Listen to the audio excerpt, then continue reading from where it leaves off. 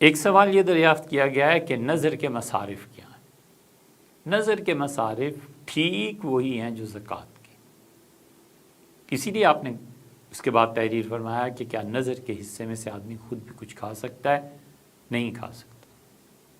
اگر اس پہ زکوٰۃ لگتی ہے تو الگ بات ہے، لیکن جو مصارف زکوٰۃ کے ہیں وہی مصارف نظر کے۔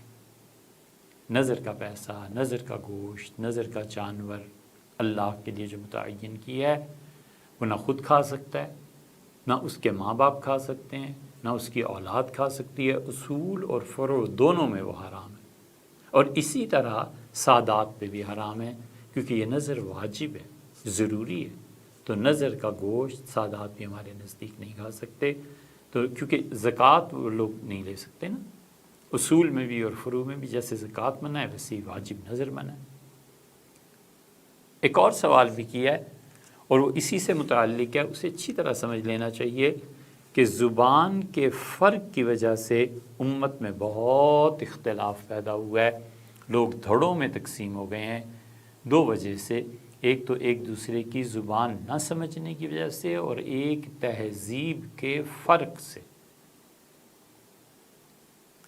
قدیم ہندوستان میں نظر دو معنی میں استعمال ہوتا تھا، یہ لفظ، ایک یہ کہ نظر اللہ کے لیے مانی جائے، اور ایک یہ کہ نظر پیش کی جائے۔ کس کو پیش کرنی ہے؟ اللہ کو، یہ واجب ہو گیا۔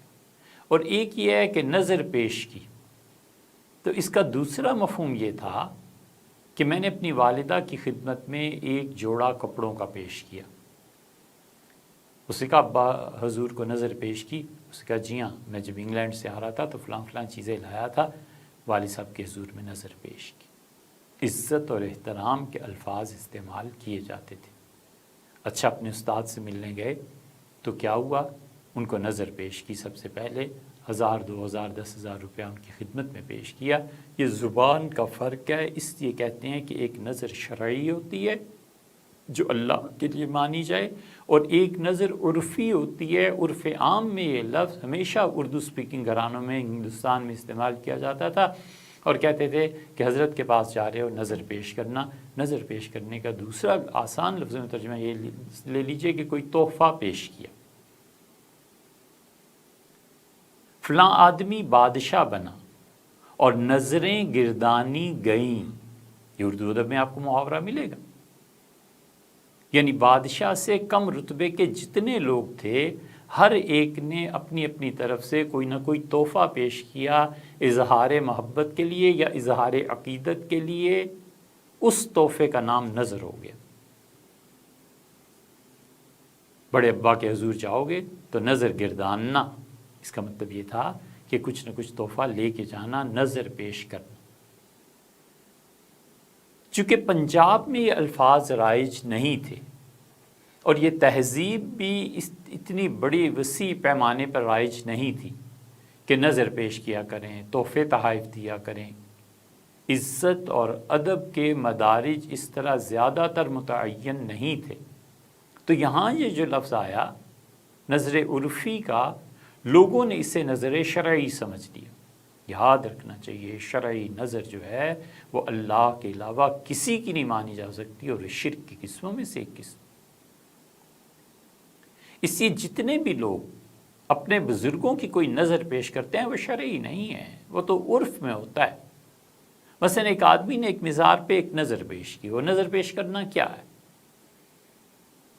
مثلا وہ ایک دمبا بکرا لے گیا اور اس نے کہا اے خدا تیرے لیے قربان کرتا ہوں، اور اس کا ثواب صاحب قبر کو پہنچے، اور اس جگہ کیوں لے کے آیا ہوں؟ اس لیے کہ یہاں فقیر لوگ، بے روزگار لوگ جو جمع ہو جاتے ہیں، اس گوشت کو وہ کھا لیں۔ بس اتنی سی بات ہے، اس میں کہاں سے شرک آئے گا؟ کچھ بھی نہیں۔ یہ عرفی نظر ہے جو اس نے حقیقت میں اللہ کے لیے جانور ذبح کیا ہے، اور ان فقراء کی خدمت میں اس کا گوشت پیش کیا ہے۔ ثواب کی نیت اس نے اپنے والد کے لیے کر لی، اس بزرگ کے لیے کر لی، صاحب قبر کے لیے کر لی، کسی کے لیے بھی کر لی، اس میں کیا حرج ہے؟ وہ شریعت نے کہا منع کیا۔ اس لیے نظر جو عرفن ہوتی ہے اور نظر جو شرعن ہوتی ہے، ان دونوں کو الگ الگ نہ سمجھنے کی وجہ سے امت میں بہت بڑا فساد پیدا ہوا اور ٹکڑے ہو گئے. جہاں نظر اور نیاز کا نام سنا وہاں یہ خاص طور پہ آ گیا ذہن میں کہ تو فلاں فرقے اور مکتب سے تعلق رکھتے ہوں گے. اور آپ ذرا 1 صدی قبل کا اردو لٹریچر سارا اٹھا کے دیکھ لیجئے، اس میں کیا لکھا ہے کہ نظر گردانی، نظر پیش کی.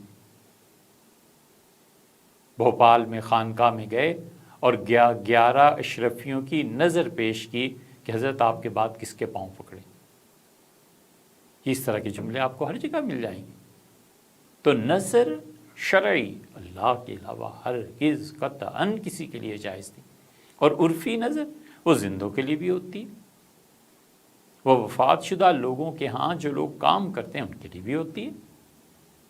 تو یہ دونوں چیزوں کے درمیان فرق کرنا چاہیے. جو نظر شرعی ہوتی ہے اس کے مصارف زکوٰۃ کے ہیں، اور جو نظر عرفی ہوتی ہے وہ گویا صدقہ ہے، وہ گویا نیکی ہے، تحفہ دینا ہے، وہ کچھ بھی ہو سکتا ہے. ایک آدمی قدیم اردو میں لکھے اور یہ لکھے کہ سیدنا علی رضی اللہ عنہ یمن سے مدینہ مکہ مکرمہ حاضر ہوئے اور حضرت رسالت مآب صلی اللہ علیہ وسلم کی خدمت میں 37 اونٹوں کی نظر پیش کی. تو اب جس کو فرق نظر عرفی اور نظر شرعی کا نہیں ہے نا، وہ تو اس پہ برہم ہوگا. وہ کہے گا یہ کیا بات کرتے ہو، یہ کیا ترجمہ ہے؟ اے حضرت ترجمہ یہی ہے اس کا. 37 اونٹوں کا ہدیہ پیش کیا، 37 اونٹ تحفے کی صورت میں دیے. تو اردو زبان کے یہ محاورات چونکہ ہمارے علاقوں میں رائج نہیں، اس لیے یہاں کے علماء کو اور بڑے بڑے لوگوں کو سمجھنے میں ٹھوکر لگی ہے. جہاں نظر اور نیاز کا لفظ آیا گیا اس طرح ہو گیا. اس معاملے میں حضرت شاہ عبدالعزیز صاحب محدث دہلوی رحمۃ اللہ علیہ نے تحفہ اثنا عشریہ میں جو 2-4 جملے لکھے ہیں ان کو پڑھنا چاہیے کہ حضرت نے نظر اور نیاز کے بارے میں کیا ارشاد فرمایا ہے.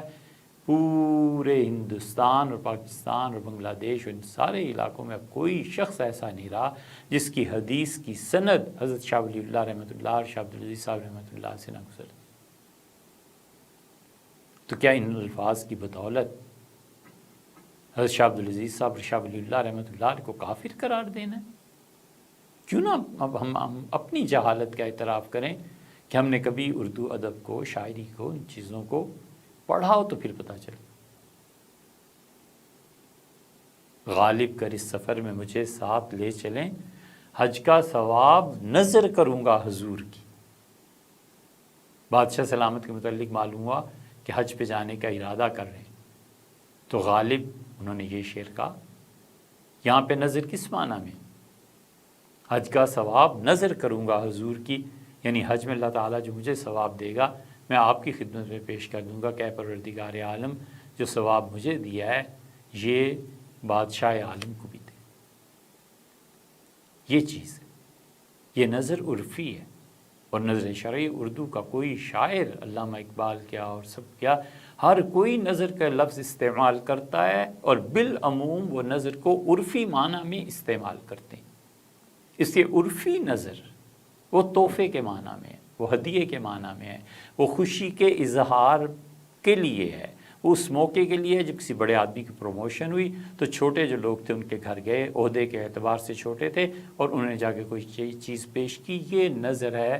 تو اس لیے وہ شرعی نظر اس کے مصارف وہی جو زکوٰۃ کے، اور جو عرفی نظر ہے تحفہ دینا، ہدیہ دینا، کسی کی خدمت میں کچھ پیش کر دینا، والدین کے لیے، اپنے اساتذہ کے لیے، اپنے پیر و مرشد کے لیے کچھ بھی، تو یہ ساری نظریں عرفی کہلاتی ہیں. یہ اس کا کھانا پینا، اس کا استعمال کرنا سب کے لیے جائز ہے، کیونکہ یہ ایک نفلی صدقے کے طور پہ دی جاتی ہیں اور یہ نفلی صدقے کے ہی حکم میں آتی ہیں.